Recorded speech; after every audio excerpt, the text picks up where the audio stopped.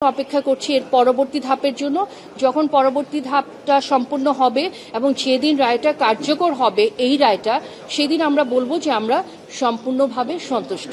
আসলে দেখুন, এখন বিজ্ঞ আদালতের উপর আমাদের পুরো ভরসা রয়েছে। যেহেতু আমরা আপিল করেছি, খুবই স্বাভাবিকভাবে আমরা তো আপিল করবই, তাই না? আমরা আপিল করবেন, আসামি পক্ষে যারা আছে তারা আপিল করবেন, এটা তো স্বাভাবিক একটা প্রক্রিয়া। কিন্তু আমাদের চেয়ে নিশ্চয়ই বিজ্ঞ আদালতের ওনারা অনেক সবকিছু যাচাই বাছাই করেই তো রায়টা দিয়েছেন। তো সেই ক্ষেত্রে আসলে আমরা কোনো অসন্তুষ্টি সেটা বলবো না। যেই রায়টা হয়েছে আজকে, এই রায়টা নিয়ে আমরা সন্তুষ্ট আছি, কিন্তু আমরা এক্সিকিউশনের জন্য ওয়েট করব। আমরা চাইবো দ্রুত অ্যাপিলেট ডিভিশনে যেন নিষ্পত্তি হয়, যত দ্রুত সম্ভব। কারণ সেই যদি আপনারা দেখেন 31শে জুলাই 2020 থেকে আজকে 2রা জুন 2025, 1766 দিন পার হয়েছে। সহজ বিষয় নয়, কিন্তু এখনো কিন্তু এক্সিকিউশন হয়নি জিনিসটা। যেদিন এক্সিকিউশন হবে রায়টা, সেদিন আমরা পুরোপুরি সন্তুষ্ট হব। আমাদের রাওয়ার বর্তমান চেয়ারম্যান স্যার, যিনি আমাদের আব্দুল হক স্যার, উনিও কিন্তু এই প্রসেসটাতে প্রথম থেকেই কিন্তু ওনার ইনভলভমেন্ট রয়েছে এবং উনি আমাদেরকে অনেক সহযোগিতা করেছেন। আমি সেনাপ্রধান ওয়াকারুজ্জামান স্যারকে ব্যক্তিগতভাবে আমরা ওনার কাছে গিয়েছিলাম, উনি সবসময় আমাদেরকে মনোবল জুগিয়েছে, আমাদেরকে যেভাবে সমর্থন করা দরকার ছিল করেছেন, আমাদেরকে এই পরিবারটাকে সমর্থন করেছেন উনি, এবং ওনাকে আমি ধন্যবাদ জানাই। আমি সব বিজ্ঞ লয়ার যারা আমাদের পক্ষে আদালতে লড়াই করেছেন প্রত্যেককে আমি সবার নাম তো বলতে পারবো না, নাম আমার মুখস্থ নেই, প্রত্যেককে আমি এবং আমার পরিবারের পক্ষ থেকে ধন্যবাদ জানাই। মাহমুদ ভাই আছেন, উনি প্রথম থেকে আমাদের সাথে ছিলেন, ওনাকে ধন্যবাদ জানাই।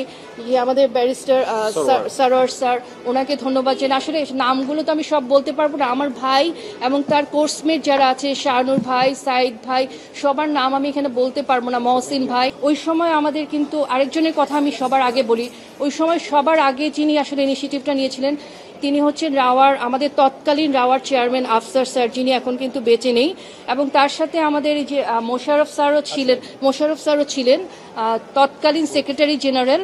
ওনারা কিন্তু প্রথমে এসে ইনিশিয়েটিভগুলো নিয়েছে, এত একটা বৈরী পরিবেশেও কিন্তু ওনারা সামনে এগিয়ে এসেছিলেন। তো আমি কিন্তু ওই অসন্তুষ্টির জায়গাটা বলছি যেটা আছে, এসপি মাসুদকে উনি কিন্তু ধরাছোঁয়ার বাইরে রয়ে গেলেন। উনি তৎকালীন এসপি হওয়া সত্ত্বেও উনি কিন্তু ধরাছোঁয়ার বাইরে রয়ে গেলেন।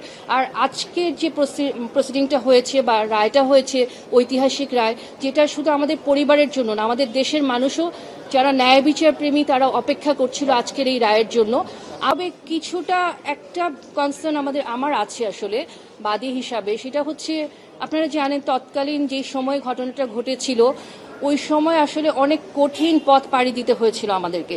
মানে এইরকম একটা সিচুয়েশনে এইটার বিচার করাটা অনেক কঠিন ছিল আমাদের জন্য। তো সেই ক্ষেত্রে কিন্তু ওই সময় তৎকালীন যে এসপি সাহেব ছিলেন, এসপি মাসুদ সাহেব ছিলেন কক্সবাজারের, উনি কিন্তু অবশ্যই এটা বলা যাবে না যে চেইন অফ কমান্ডের অর্ডার ছাড়া কোনো কিছু হয়। উনি প্রত্যক্ষ হোক বা পরোক্ষ হোক অবশ্যই ওনার ইনভলভমেন্ট ছিল।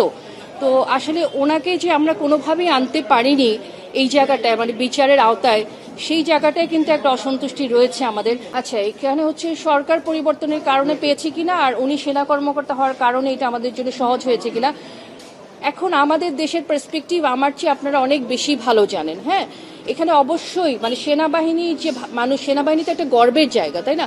আমি শুধু সেনাবাহিনী বলবো না, যে কোনো সাধারণ মানুষের যদি ভিকটিম হয় তারও কিন্তু ন্যায় বিচার পাওয়ার অধিকার আছে।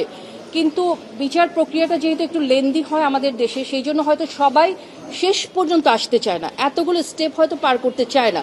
কিন্তু আমার বিশ্বাস সবাই যদি স্টেপগুলো পার করে তারাও বিচার আসলে পাবে না। আমাদের বিচার ব্যবস্থার উপর আমাদের পূর্ণ আস্থা রয়েছে। আর সরকার পরিবর্তনের কারণে এটা পেয়েছি কিনা, আসলে এটা তো অবশ্যই একটা গুরুত্বপূর্ণ ফ্যাক্টর, কোনো সন্দেহ নেই। এখন বর্তমান যে সরকার আছে আমরা বিশ্বাস করি ওনারা ন্যায় বিচারের ধারক এবং বাহক। তো সেই ক্ষেত্রে অবশ্যই বিচারটা ত্বরান্বিত হয়েছে আমরা বলবো, এতে কোনো সন্দেহ নেই।